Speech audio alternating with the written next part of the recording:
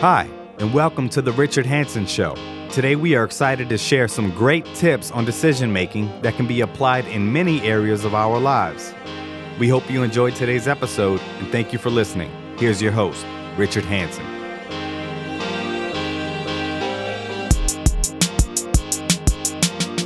What's up, Rich here. Super excited to be in the studio with the one and only master leadership coach, Mike Piazza. I love technology because it allows us to virtually collapse time and space and connect on this platform. So without further ado, I'd like you to welcome Mike Piazza. Richard, glad to be back today on the podcast. Can't wait to talk more about decision-making, problem-solving. I know we're facing those things each and every day, and many people get stuck there.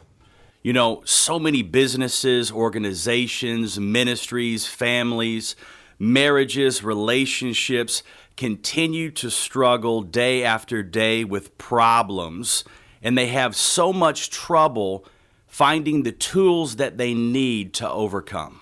So, Richard, that's a great point you're leading into, and that's exactly what I'd like to talk about tonight. How do we overcome these issues that we face each and every day in our families, at work, with our church, or whatever it may be, and how do we have solutions that are actually practical and that are going to produce results? Problems are all around us. It's inevitable that we're going to live in a society with problems, but what the world needs most is those that can offer real, tangible solutions. Exactly. So I wanted to talk a little bit about some steps that you should take when we're facing these issues. One of the steps is just taking the time to look at the situation. And once you look at the situation, take the time to make the conscious decision of which steps do I need to take once I've looked at the decision. And after you have taken those steps, you have to look at what's the goal? What is my plan once I've taken those steps? What's the alternative? What's the possible courses of action that I'm going to take? Hey, what's the adverse consequences? A lot of time we don't look at the collateral damage of our decision. We just make it and hope that it works. But you have to look at not only the decision, but what's the adverse consequences? And lastly, you have to make that choice to do the decision you're going to go with. That's so good because we are one decision away from radically transforming our life. The reality is, where we are today is because of the sum total of our decisions, whether they were good or bad. Exactly. So let's talk a little bit about what are some critical skills that we need when decision making. One of the reasons we get stuck is we just don't know what to do. We may know the problem, we may see the problem, we may talk about the problem, but if you find yourself spending more than 5 minutes talking about the problem, you realize you're not getting anywhere. And I find people that get stuck just talking about the problem. They never move to the solution base of it. And I think it's because it's ingrained in our culture to always look at the big problem. And the more that we look at it and talk about it, the bigger it comes. And it inevitably becomes a mountain that we can never climb, that we can never get around. And it leaves us in a place of feeling hopeless. Exactly. So one of the problems that we have is just what you just said, is you make the problem bigger than what it is. So the first step I would suggest is that you actually provide a supportive climate for the problem. Talking about the problem is not going to help you, but you have to put yourself where the people that you're working with feel comfortable talking about what we're going to be talking about. If everybody there is bickering and complaining and barking, you're never going to have any type of consensus with what you're doing. So you have to have a climate where you can even talk about it. So if the climate is unfriendly, people aren't going to open up and talk about it. So you're basically saying businesses, organizations, families, relationships, marriages, whatever it may be, must develop cultures of transparency. Yes, you have to make it safe to have the conversation, first of all. If you don't make it safe, people are going to clam up.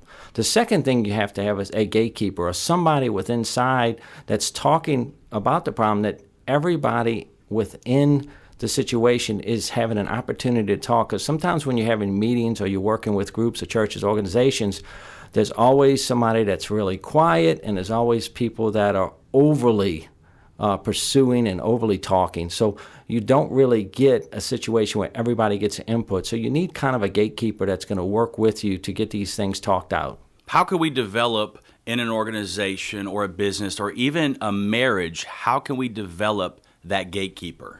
Well, the first thing you have to do is identify that there's an issue there. Secondly, somebody in that group is going to have kind of a balance. And once you've noticed who that person is, you suggest that they support the people that's not talking to open up.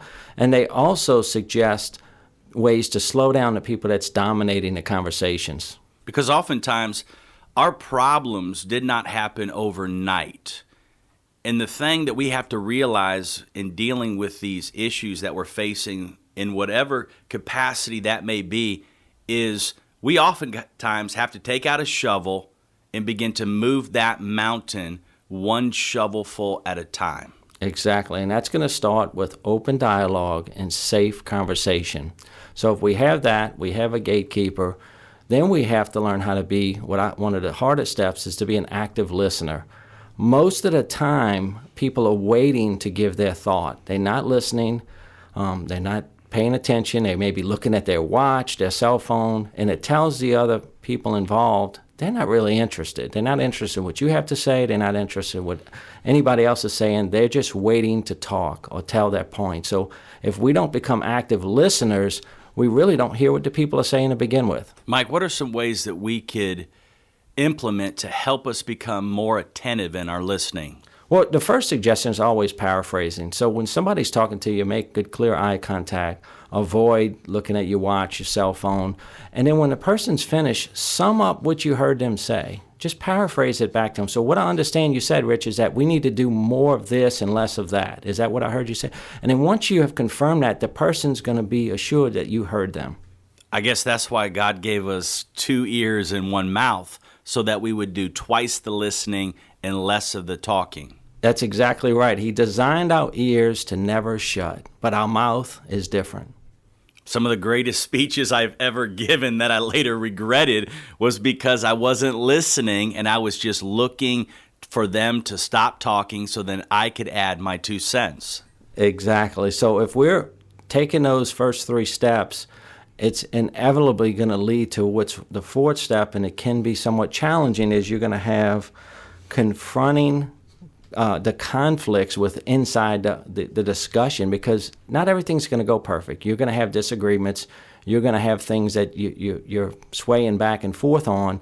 So how do you confront those decisions or those topics without making an argument and the other person shuts down? So you have to learn how to be a constructive criticism person. So one of the things I'm saying is that if we don't learn how to talk in a realm of where we get too constructive about what we're saying and what people are saying, it's going to make it hard for the person to continue to open up. I think that's so true. What you're saying is conflict is healthy. I mean, some of the greatest breakthroughs that I've ever experienced in my own marriage have come out of the greatest times of conflict. And I think as a business or an organization or wherever you may find yourself in, conflict is a necessary part of life.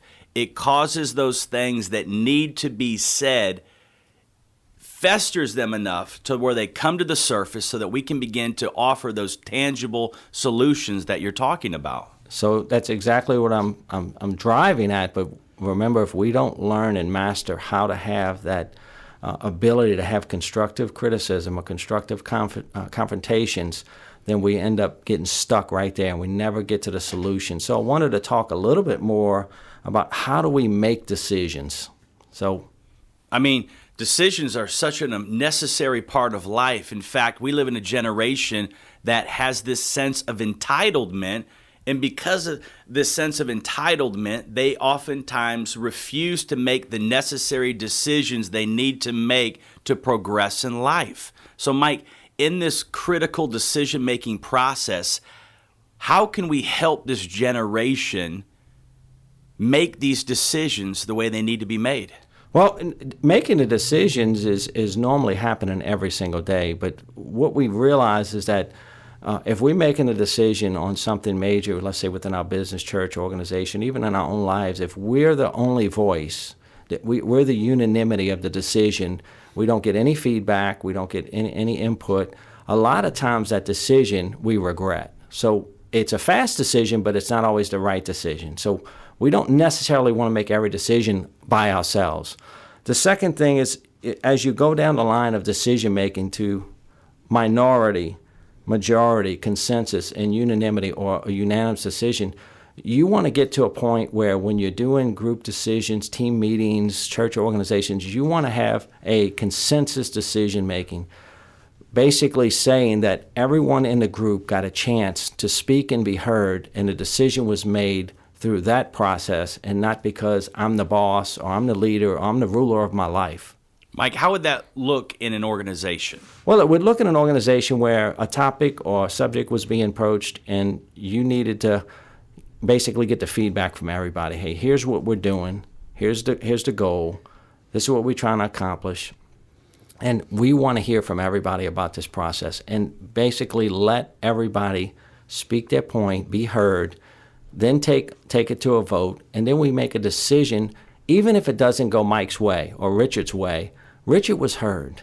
Mike was heard. And you feel validated than if just somebody makes a decision and it tells you about it 2 days later. That's where people and organizations start breaking down. Now, how would that look for somebody that may not be in an organization but is struggling in a marriage right now? So if you're in that situation, what you're just talking about, somebody struggling with inside of a marriage, what I would suggest is that you and your spouse need to work, first of all, on your understanding of the problem. Just take those problem steps that I mentioned earlier, and then go over to the decision-making process, work together on those processes, and then make the decision consensusly, where you both decide whether it's a money issue or it's something else inside the marriage that's causing the problems. You come together, understand each other, be heard, and at the end of the day, the decision is made together, even if both persons don't agree totally with it. Now, what happens, per se, in an organization where you don't have a unanimous decision for anything that may be decided upon? What would be the cause to make that decision if you have equal parts on both sides that have opposing opinions? Well, if you have equal parts, again, I go back to the fact that you have to hear people's issues, and you're going to make some consensus with inside of that.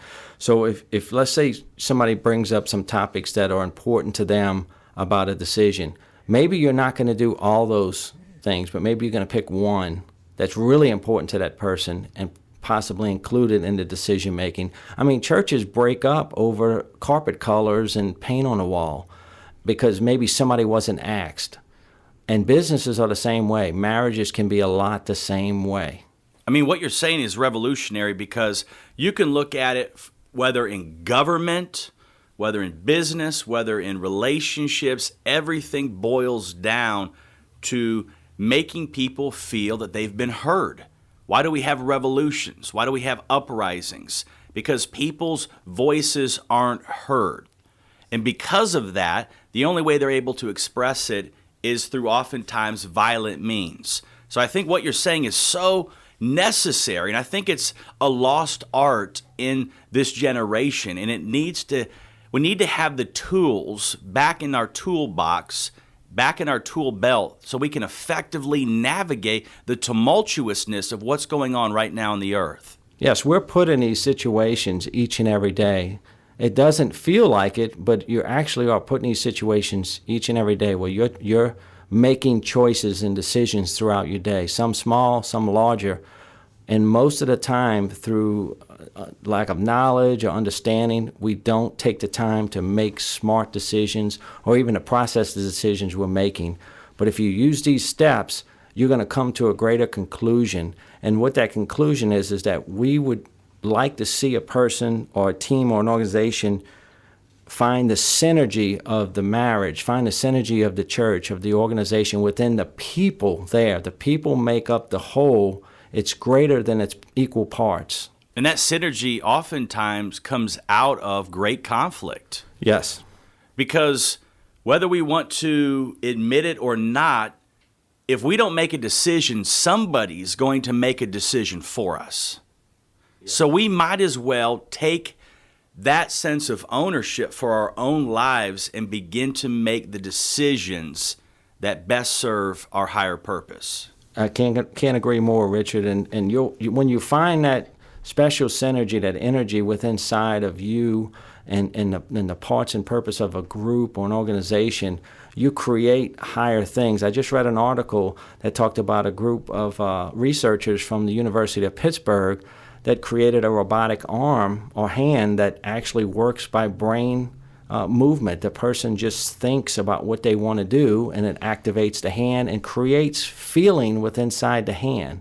So what a unique synergy was created with this group of researchers working together to make that happen. And that's what I'm talking about. That same synergy can be found in marriages, churches, organization, when people work together for a greater and higher purpose. Mike, how would you define synergy? I would define it as a special energy that's created when a team is working together for a higher cause. Is that what we see in professional sports when we see a team rise up out of obscurity and win national championships? Would you say that there's a synergy in that? There's absolutely a synergy within that. There's a synergy within our marriages. There's a synergy within our churches. It's waiting to be revealed if we will allow it to happen. So you're saying one of the ways that we can tap into this synergy is by just learning how to solve problems, by offering real tangible solutions, by learning that art of critical decision making, and ultimately in that process of decision making, handling conflict healthy. Yes, I agree with that. That's exactly. I'm saying follow those steps to problem solving, follow the critical skills to decision making, and then understand what a consensus decision looks like. That's really the heart of it, because when people don't feel like they're heard or part of anything, they tend to leave. It's once said that people don't leave jobs, they leave bosses because the boss won't hear them. So for those listening, how can we develop a greater synergy in business, organizations, churches, relationships? What are some key takeaways that the listener could take tonight and begin to implement today? Well, Rich, it's all about people, and the synergy's got to come from the people. So I would say develop your habits of being an active listener. That's one of the keys I find in everything, is sometimes we're so anxious to talk that we're not listening. We're not listening to our spouses. We're not listening to our bosses. We're not listening to our friends and family right around us. We're just waiting to talk. And unfortunately, that behavior of not being an active listener creates a lot of assumption, which is the downfall to all this when we start assuming instead of making active decisions the right way. And no wonder mental health issues is on the rise, is because we're not being heard. And because of that, we go to great expenses at times to pay somebody just to lay on a couch and have them listen to us. One of the world's greatest conversationalists was once asked, "What is your secret to being a great conversationalist?" And he just calmly said, "I just like to listen." And people walk away from it being heard and they say, "Wow, that person is a great conversation." Really, people just want to get it out. So in the process of the decision making, you've got to be an active listener. That's so true. And I think it's so hard. It's that paradox, that divine tension that we always feel, that we want to have our voices heard, but at the end of the day, we must seek first to hear, then to be understood, so that we can effectively speak intelligently to the critical problems that are facing this generation. Richard, that's perfectly said. And again, it's a learned behavior. Our nature is to talk and to basically get our points across, but you've got to do both. You've got to be just as well as get your point across as you're an active listener. Mike, in a perfect world, what would synergy look like on a global level if people would just begin to understand what we are sharing tonight? Yeah, I'm confident we could put away all the weapons of war and other things because people would feel like they're validated.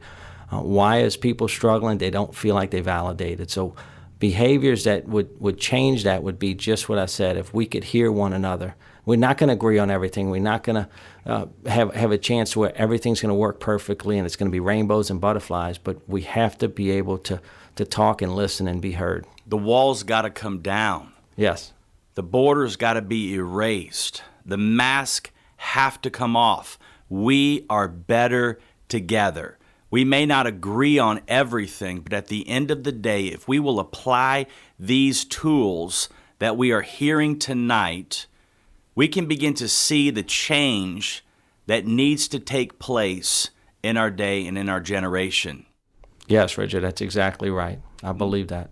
Mike, it's been an honor to have you here, and I always enjoy our conversation because it's beautiful how things just kind of weave together, and I believe there's a lot of value that people can take away tonight if they'll just listen to what was said. Oftentimes, we're so used to hearing things that we always hear that we tune out things, but I think tonight it's important that we really digest what was said, that it doesn't just go into our ears, but we really chew on it and see ways that we can begin to implement this, whether it's in our organization, whether it's in our relationships, whether it's in our families. I mean, what would happen in our families, Mike, if fathers and mothers would just begin to listen to their children?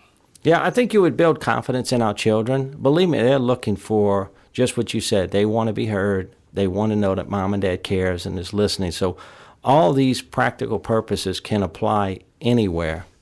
They're the future of tomorrow. And I think as thought leaders in the 21st century, we have to do a better job of communicating these lost skills to this next generation so that our ceiling can become their platform, and together we can pioneer the future courageously. Yes, we just develop the behaviors and they will stick with you and you will use them throughout your life. Mike, it's been amazing once again to have you here tonight. I think there's a lot of great takeaways from this podcast, and I want to appreciate all of you that continue to listen around the world. We love and appreciate each and every one of you. From my heart to yours, much love.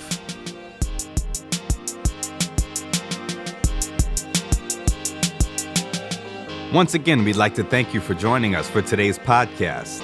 Please comment and subscribe on iTunes to The Richard Hanson Show for more great content.